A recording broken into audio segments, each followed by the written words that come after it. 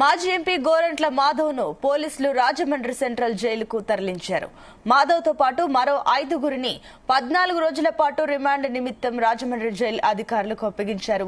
ఇక పోలీసుల అదుపులో ఉన్న నిందితుడిపై దాడి చేయడంతో పాటు విధి నిర్వహణలో ఉన్న పోలీసులను అడ్డుకున్న కేసులో మాజీ ఎంపీ గోరంట్ల మాధవ్కు గుంటూరు కోర్టు రిమాండ్ విధించింది.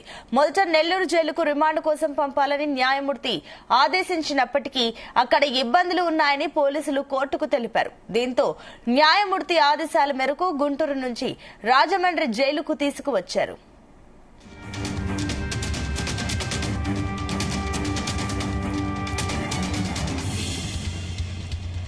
రైట్, ఇదే అంశానికి సంబంధించి మరిన్ని డీటెయిల్స్ మా కరెస్పాండెంట్ ప్రసాద్ అందిస్తారు. ఎస్ ప్రసాద్. సునీత, నిన్నంతా కూడా నాటకీయ పరిణామాలు, తీవ్ర ఉత్కంఠ మధ్య మాజీ ఎంపీ గోరంట్ల మాధవ్ను పోలీసులు అరెస్ట్ చేయడం, అదేవిధంగా గుంటూరు కోర్టు ఆయనకి 14 రోజుల పాటు రిమాండ్ విధించిన నేపథ్యంలో ముందుగా నెల్లూరు జైలుకి తరలించాలని చెప్పి కూడా భావించారు. అయితే అక్కడ ఆ సెంట్రల్ జైల్లో ఉన్న ఇబ్బందుల కారణంగా మళ్ళీ మరొకసారి న్యాయమూర్తికి విన్నవించడంతో రాజమండ్రి సెంట్రల్ జైలుకి తరలించేందుకు కూడా న్యాయమూర్తి ఆదేశాలు ఇచ్చారు. ఈ నేపథ్యంలో అర్ధరాత్రి సమయంలో గుంటూరు జైలుకి తీసుకెళ్లి అక్కడి నుంచి ఏదైతే సంతకాలు చేసిన అనంతరం ఇవాళ తెల్లవారుజామున అంటే 5:20 సమయంలో రాజమండ్రి సెంట్రల్ జైల్లో గోరంట్ల మాధవ్తో పాటు మరొక 5గురిని కూడా అప్పగించడం జరిగింది. మొత్తం 6గురు ఈ కేసుకు సంబంధించి రాజమండ్రి సెంట్రల్ జైల్లో 14 రోజుల పాటు రిమాండ్ లో ఉండబోతున్నారు.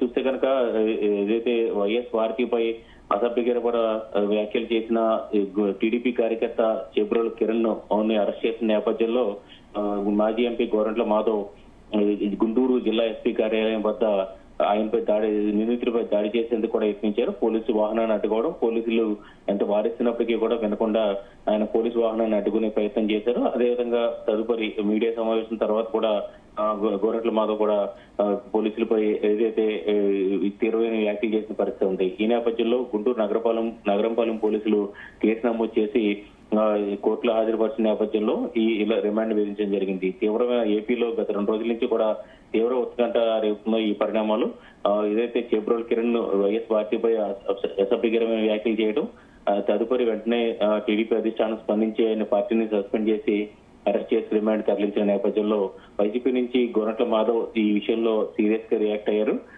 నిందితుడిపై దాడి చేసేందుకు కూడా ప్రయత్నించిన నేపథ్యంలో గోరంట్ల మాధవ్ ఈ కేసులోనూ ఆయన ఈ కేసు ఎదుర్కోవాల్సిన పరిస్థితి కనిపిస్తుంది.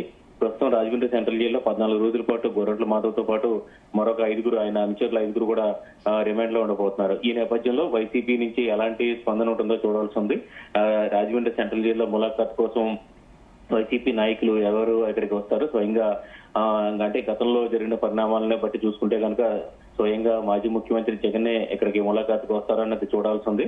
ప్రస్తుతానికి అయితే మాత్రం గోరంట్ల మాధవ్ ఈ వ్యవహారంలో ఏదైతే దూకుడుగా వెళ్లి ఈ కేసులో ఇరుక్కున్న పరిస్థితి అయితే ఉంది. అదేవిధంగా చూస్తే కనుక గోరంట్ల మాధవ్ సంబంధించి గతంలో అంటే నిన్ననే మంత్రి నారా లోకేష్ పై వ్యాఖ్యలు చేసిన పరిస్థితి అయితే ఉంది. అదేవిధంగా గతంలో ఉన్న కొన్ని పరిణామాలు ఇవన్నీ కూడా మరోసారి ప్రభుత్వం కానీ పోలీసు కానీ తెరపైకి తీసుకొస్తారని చూడాల్సి ఉంది.